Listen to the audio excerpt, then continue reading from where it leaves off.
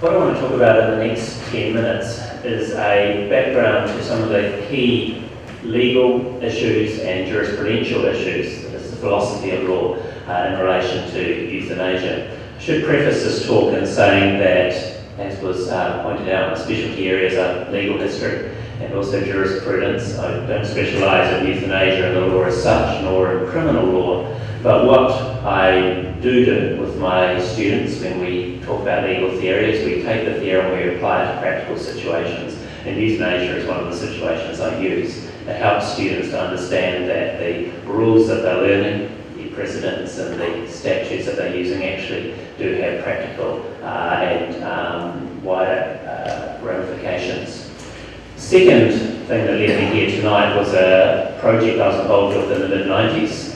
When I was still a student, a graduate student at law school, and I was the researcher on a project which did look at the law relating to euthanasia, both in relation to the Death with Dignity Bill that was introduced in 1995, but also in relation to the Northern Territory experience in 1996 and 1997. So it was an Australasian project, and it was while that debate was at its, I suppose, height in the mid-1990s, both in Australia and in New Zealand. So for some of you this will be fairly basic stuff I'm talking about because you'll know this issue back to front. For some of you it will be new, so I've tried to pitch it at a relatively basic level, and then the other speakers will be able to move from there to talk about their own particular views. This is about perspectives tonight. We're going to have for, we're going to have against, but looking at it from a legal point of view, and you could say from a positivist point of view or the traditional legal outlook, it's not about what is morally right or wrong, it's about what the law says. So when we see our judiciary struggling with issues relating to euthanasia in the courts, what we're seeing is that in action. And what we need to see and are going to see is this debate, this issue, decided by our parliamentarians. So that's my conclusion, so I won't get ahead of myself. So I'll just maybe say next when we're up to the next slide. So first and foremost there is the law, and that is the law as it currently stands. Now we know that voluntary euthanasia is against the law in New Zealand. We know that there are various definitions of murder in the Crimes Act, but the most prominent one is murder defined if an offender means to cause the death of the person killed. And we know that in euthanasia there is intent or mens rea to cause the death of a person, but in voluntary euthanasia with that person's agreement. The other major section of the Crimes Act which the courts grapple with, especially in relation to what's termed assisted suicide, where someone helps someone to actually do the act themselves, is aiding and abetting suicide. And in section 179 of the Crimes Act, anyone who incites, counsels, procures any person to commit suicide, the person commits or attempts to commit suicide in consequence thereof, or aids or abets any person in the commission of suicide is guilty under that particular section. So those are the two principal sections that the courts have grappled with, and are the two principal sections which govern the issues relating to voluntary euthanasia. Thanks. There are other legal issues that come into it, wider legal issues, ones that the courts don't necessarily grapple with in the cases that we know about over the last 15 years or so. But they're ones which I think we should keep in mind since we're looking at the wider context tonight. And two sections in particular of the Bill of Rights Act 1990 are worth thinking about.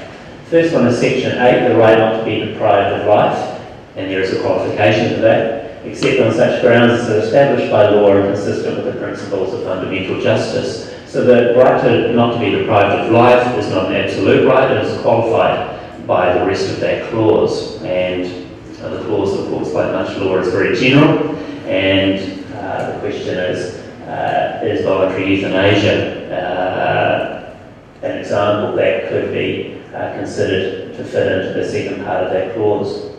Now, section 11 is one you know about, and to an extent it exists outside the debate and the discussion we're having tonight, but I actually think it's one that we do need to keep in mind. And that is section 11, the right to refuse to undergo medical treatment, because what is sometimes called passive euthanasia, or the ability for someone to say, I don't want to be kept alive, I don't want to be medically supported to survive, whether they do that at the time that they are ill, or whether they give some kind of prior instruction that they are not to be artificially, if you like, kept alive, then they have the right to refuse to undergo medical treatment, and that is acceptable in our society. We've seen cases fall in the courts around that issue, but ultimately that is what the law says. We're of course talking about, the terminology, as you know, gets mixed up and sometimes is not particularly helpful, but tonight we're talking about what is termed active euthanasia. So that is when something active, someone does something active to cause that person's death, whether it's the person who is intending to die or whether someone is assisting them in the process. And in terms of the ultimate moral questions, you may say, well, that's a technical issue. The person wants to die, has chosen to die, and therefore then whatever method is acceptable and deemed appropriate can be taken. But in terms of the way that the law looks at it, they need to look at the actus reus, or the action that's actually caused the death. So not only do they need to look at what steps are taken to end the life, but who actually took those steps. So are we dealing with an assisted suicide? Are we dealing with a situation which is would be classed as murder? And so from the law's eyes, the law perspective, this is how it has to interpret the situations. Now you may say, well, this really isn't what this debate is about, and that's ultimately for Parliament to decide. But you can see that really major problem that the courts have had. They have to follow the law, they do have flexibility in sentencing, and we know we've seen that many times in relation to these cases through the courts. But in terms of the application of the law to the facts before them, they can't deviate from that without, they can't deviate it from where there is wiggle room, there's wiggle room, but in terms of where the law is clear that they must follow it. Now, we've already had a rundown of the legislative history, so I don't need to go into that too much. Just to note that we have had the two bills, the 1995 bill, which it could be argued failed primarily because of the way that it was argued in the media, particular one unfortunate interview that Michael Laws gave where the issue came up of euthanasia in relation to disabled children. After that it seemed that the debate was over. In 2003, the second Death with Dignity bill, and that's what I'll be talking about in a minute structurally, because we don't have the latest one yet to analyse, but we know that bill is just being finished off. So just want to talk a little bit about that 2003 bill, and it's not fair to me to say that the one that's currently being put together is similar or dissimilar, but one would expect that similar legal issues are going to be raised. And if we look at that 2003 one and we analyse it, we can see that it provided for a person who is terminally ill and or incurably ill to request the assistance of a medical practitioner to end that person's life. That, I think, we all know and understand. Interestingly, the way that the Act was put together was effectively done by layers. So there were layers of security to make sure that the process would be a robust one, and one that would be make sure that the intent of the person was realised. And so, firstly, there's and this is the heart of the process: is the medical practitioner in the first instance, who has to meet a number of criteria to decide whether this is going to go ahead. Once that is done, and it's all outlined in the bill as to how that would go about, there's a second opinion from a consulting medical practitioner, then there's the psychiatrist report to make sure that the person is of sound mind to be able to make this decision. Interestingly, if they're clinically depressed, then the application to die is void. And also, after that, there is the counsellor to discuss the decision and the ramifications of the decision. And then there is the notification of the next of kin. There is an exception to that notification. It didn't or wasn't going to have to happen in every voluntary circumstance, but that was the next step of the process. The final step of the process was a 48-hour reflection period. So once the decision had been made, all of those steps had been met, then the person had to think about it before the action would take place.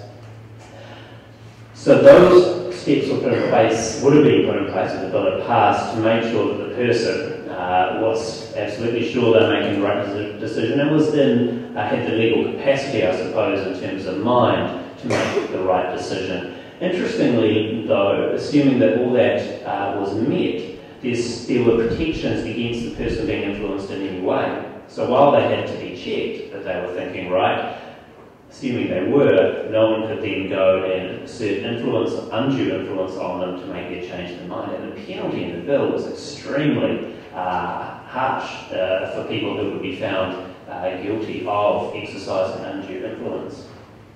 So it was seen to be absolutely imperative that protections were in place.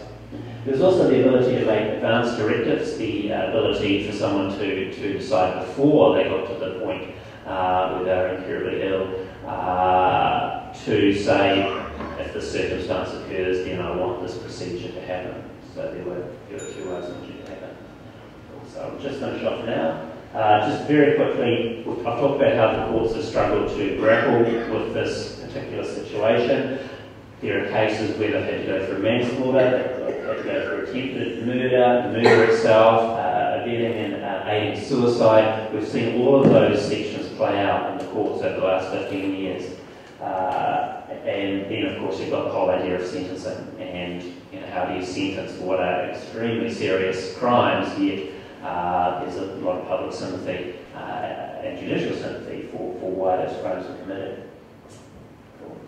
Just to note that, as you probably know, there are jurisdictions in the world which do allow voluntary euthanasia in different forms, and also I mentioned the Northern Territory example earlier on. Just in conclusion, thanks, Nick. While the courts do have flexibility in sentencing, ultimately the law, especially in issues such as this, must be made by Parliament. What we've seen overseas, we can have arguments for, we can have arguments against. This issue needs to be decided in a legal and a moral sense in Parliament and in a New Zealand context. Thank you.